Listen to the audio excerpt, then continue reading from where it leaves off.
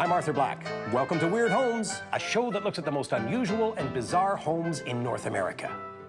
Have you ever noticed how some neighborhoods have a local legend, someone that everybody talks about? The local legends in the neighborhoods we're about to visit certainly aren't hard to spot. At least their homes aren't. One of them has a replica of the Leaning Tower of Pisa out back. Another castle features a working guillotine. As for twin brothers Big Al and Little Al, well, let's just say that their place has a major impact on the New Orleans color scheme. Come on, let's take a peek at some legendary homeowners. This is PQ LaBoom, Mr. Boomer to generations of science students.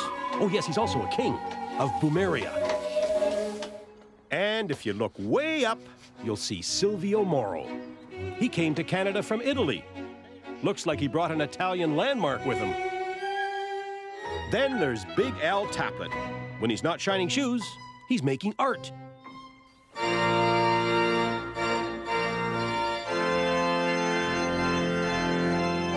Welcome to the California Kingdom of Boomeria, ruled with a velvet fist by the man at the organ, PQ LaBoom. Looks like a fortress, but to the king of Boomeria, this is home. He and his wife raised 2 children here. 2 children and hundreds of high school science students. I was born nearby, and I teach at the high school here. I've been there 45 years, and I'm not going to quit. And when they find the corpse on the demonstration table, that's when they'll have to get somebody else.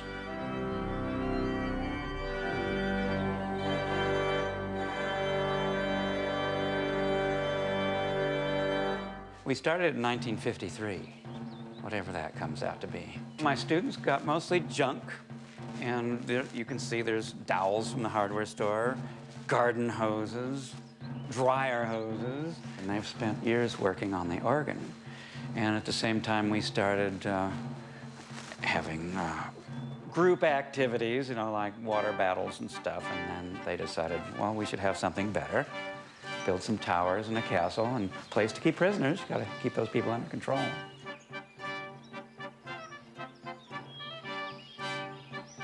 People don't believe this, and when my students go off to college or they go in the military, the first thing they do when they get back is they're up here with their cameras because nobody will believe them.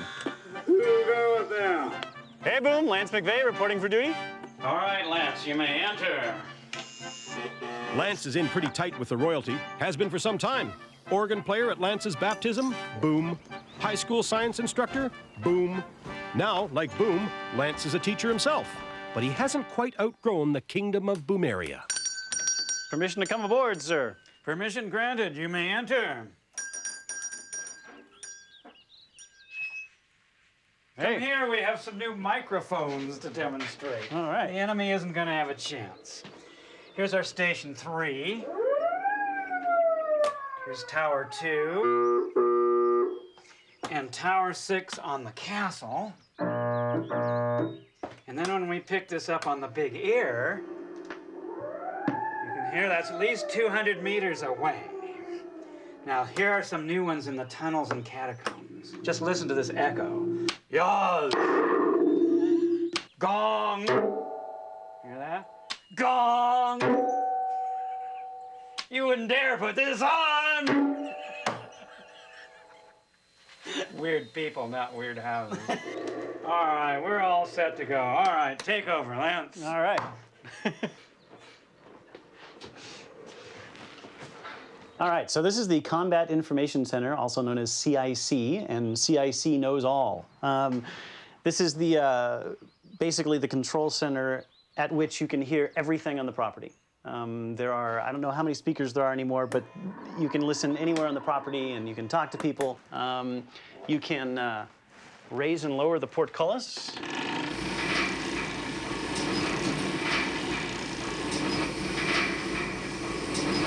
Which, were there to be somebody, here's a map of the property, and were there to be somebody down in this section here, they would now be trapped, and they couldn't get out. Trapped? Portcullis? Is this a home or a castle under siege? This is his house, yeah. He lives here and has access to everything through the tunnels underground. He can go anywhere on the property he needs to go, just right through the tunnels. Oh, somebody's at the gate. Guards! I'll go check the other control. The best thing about this place is just that anybody can come. That anybody, you can ring the bell, and he'll just say, "Who goes there?" And he'll say, "Sure, come on in." The first time I came up, I must have been maybe 5 years old, and my sister was planning an attack on the castle. And we came in, and she was storing digging machines outside, digging tools. Oh my God, and a daddy long way. And the first time I remember seeing Boom was he was digging the tunnel to the engine room, and I saw him down there in the hole.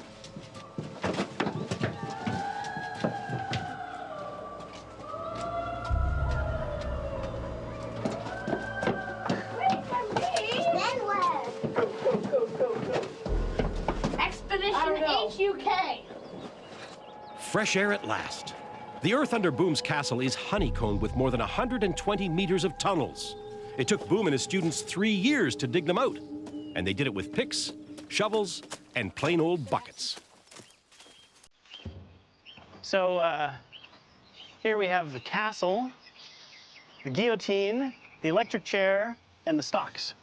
The guillotine's really good for like cutting melons, doll heads, things like that. The stocks and electric chair are strictly decorative, and Boom keeps the guillotine safely locked up. But their mere presence seems to keep unruly science students in line. Okay, so there are walls everywhere that just make you vanish.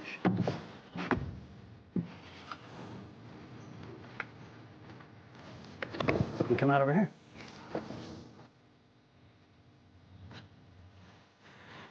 And over here we have the main entrance to the catacombs from the castle to escape in the event of attack. Okay, so from the catacombs, I can go to the laboratory, CIC, the engine room, or even entirely leave Boom area. Leave Boom area? We're just getting started.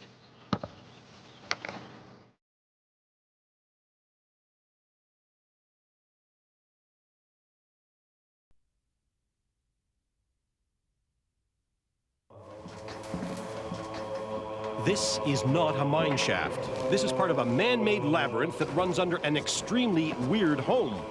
A weird home that's about to get weirder. All right, and in the lab,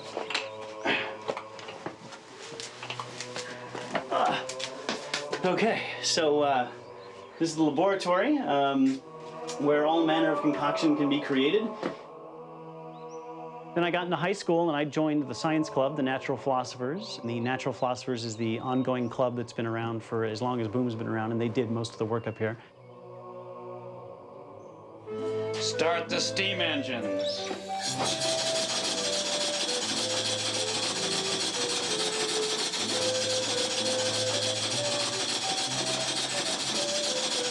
Air the Tesla coil. Vacuum tubes on. Boom is a big humanitarian, loves people, loves doing stuff for kids, loves his students, and loves to see what they can achieve. Classic eccentric science teacher.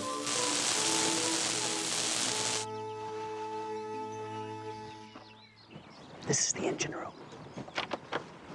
So from here, we can control all of the water that is pumped to all of the hoses all over the compound. So you can have water fights, the water cannons. It also runs the filters for the pool, also known as the main ammunitions bunker. So these pumps pump the water from the pool to the hoses in the castle, which during big water fights, when you connect these, allow you to attack the enemy from the top of the castle. And then in the event the engine room is taken over, you can escape through the catacombs.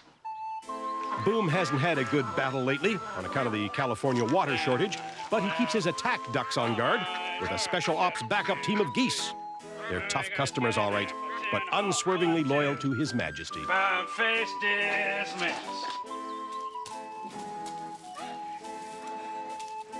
Is this what happens if His Majesty catches you littering? Get comfy. Arms, please. Thank you. Sound the 12 o'clock bell. Each day at noon, King Boom rings the chapel bell to let neighborhood kids know they can come by for a dip. They head for the primary munitions bunker, cleverly camouflaged as a swimming pool. King Boom is known and loved by the parents of the kids, but then he probably taught them too. I asked Mr. Boomer one day if he ever went in the catacombs himself because they scared me. He said, "Oh no, it's too scary down there for me." So my kids like it though, and seems okay.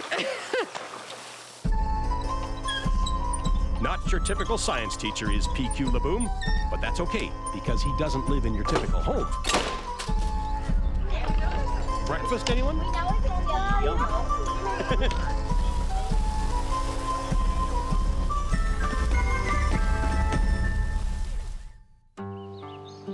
If you live in Lethbridge, Alberta, you may have heard of Silvio Moro. If you're Italian and you live there, you definitely have. Silvio came to Canada in 1951 and brought a steamer trunk's worth of Italian values with him.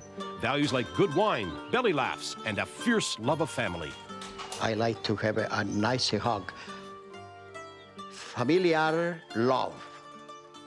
Familiar love, that's my philosophy to say good morning, buongiorno, buongiorno, buongiorno amico. That's my philosophy is this, respect, good morning, family first, think about.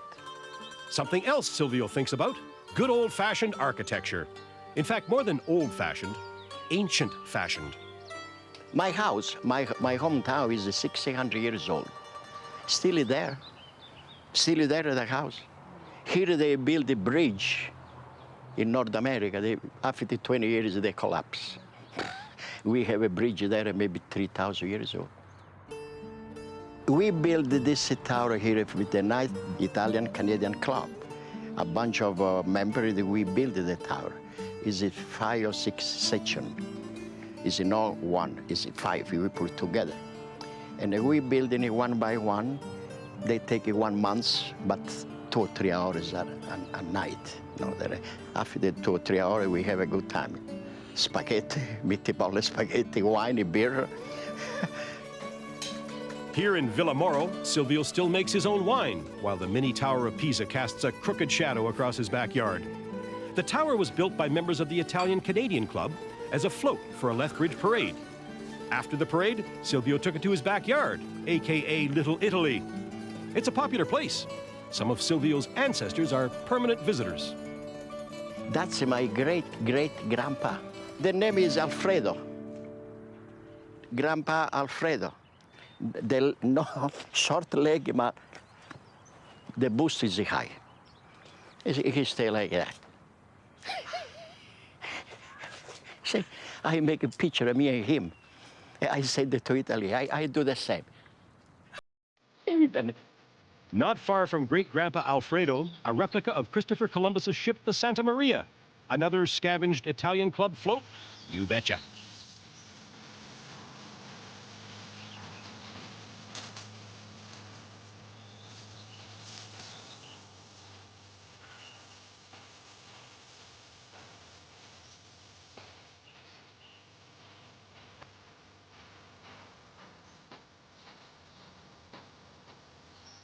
Silvio is a deeply religious man and loyal. His wife died 3 years ago. Silvio hasn't slept in the master bedroom since. He keeps it as a shrine to remember those members of his family who have passed away. A couple of years ago, Silvio made a pilgrimage back to Pisa to see the original tower. It had been 50 years since he saw it last. Hearing of Silvio's backyard tribute to the tower, the mayor of Pisa honored Silvio at a special ceremony. It was a hot day and big emotion, una grande emozione. There's no shortage of grande emozione in Silvio's life, and big emotion makes for strong friendships. Just ask his old pal, Don. He's the greatest friend I've got in the whole country, and if we don't talk to each other once a day, something's wrong. He has a zest for life that when I get a little older, I hope that I have the zest for life and the love for life and for people that he has. He just loves people, and He's the greatest man you'll ever find.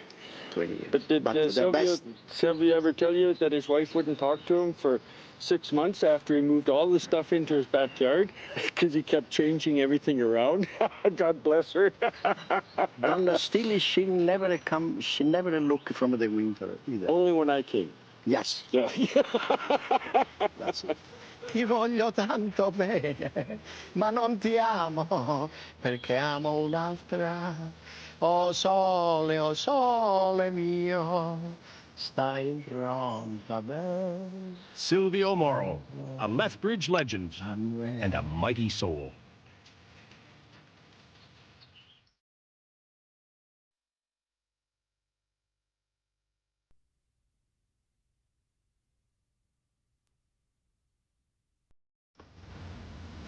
New Orleans. There's no place quite like it. Part Cajun, part French, part Deep South, and all personality. And if you visited Jackson Square anytime in the past half-century, one personality you've surely encountered is Big Al Taplett. That's Big Al on the left. This square has been his home since he started shining shoes back in the 1940s. He's a Jackson Square legend. And his house is a neighborhood legend, too. A gathering place for friends, neighbors, and customers. Customers looking for a shoe shine, or perhaps an Al Taplett original. That's Big Al in there. See Big Al with his shoe shine? I'm Little Al. I'm Little Al. Some of no Big Al. That's Big Al right there. They call me Little Al. The little shoe shine, man.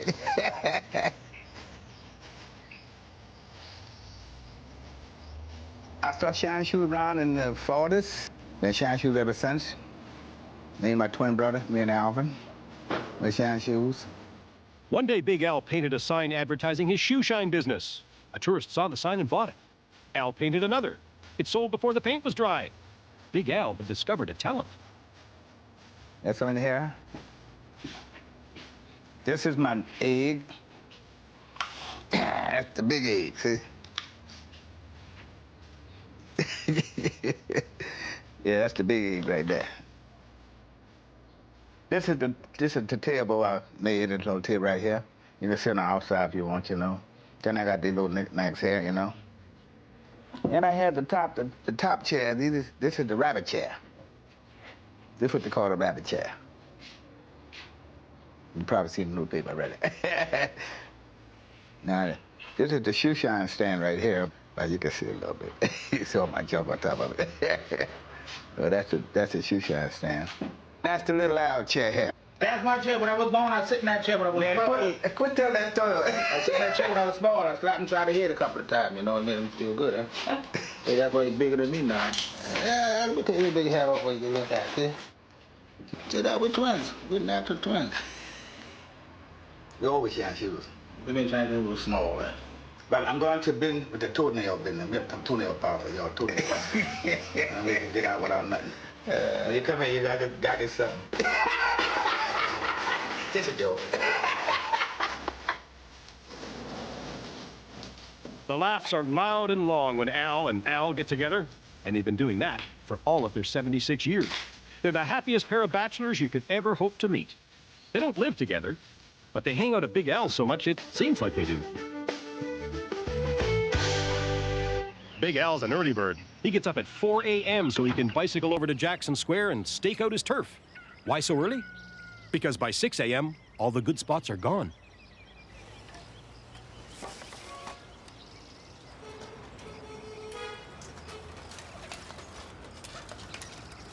Every day is a good day. When you put your foot on that floor and you wait to that sun out there, the sky coming up, thank the Lord I'm here. That's the blessing.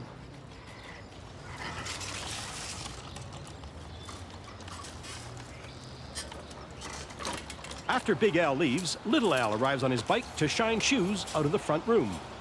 The Taplett brothers don't waste any money on gasoline or car insurance. Pedal power is just fine by them. Besides, it gets them warmed up for their day job. These guys know how to shine shoes. They were trained by the best shoe shine men in the business, and they proudly carry on the tradition. Don't forget, There's Little Al showing off his shoe shining style. The customer's name? Al, of course.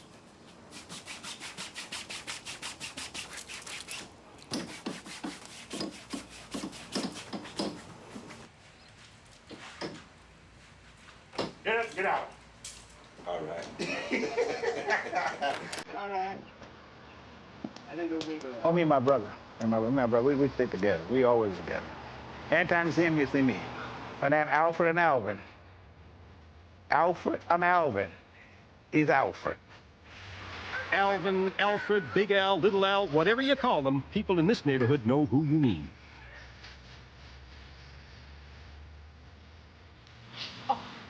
If Al shoe signs, he cuts things out of anything and makes shapes that paints it into different colors.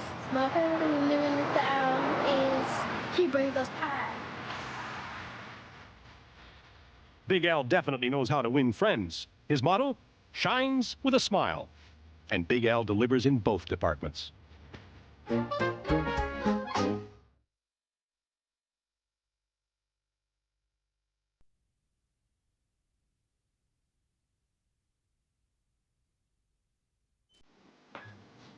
Big Al is too prolific for his own good. His walls are crammed with his artwork, and the artwork is getting smaller. I really want to draw some big pictures, but I can't draw no big picture. It's too small, I can't put it in here.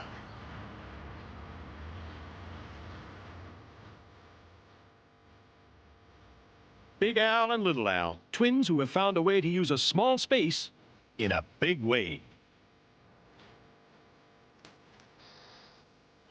Silvio Moro, a man who's all heart and a little bit of ham.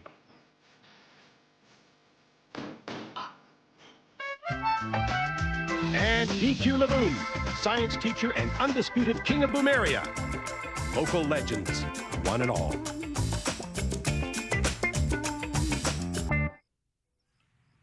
You know, most homeowners leave their shingles on the roof. Big Al, he turns his into a canvas. Talk about hanging out your shingle. I'm Arthur Black. Hope you enjoyed Weird Homes. Till next time.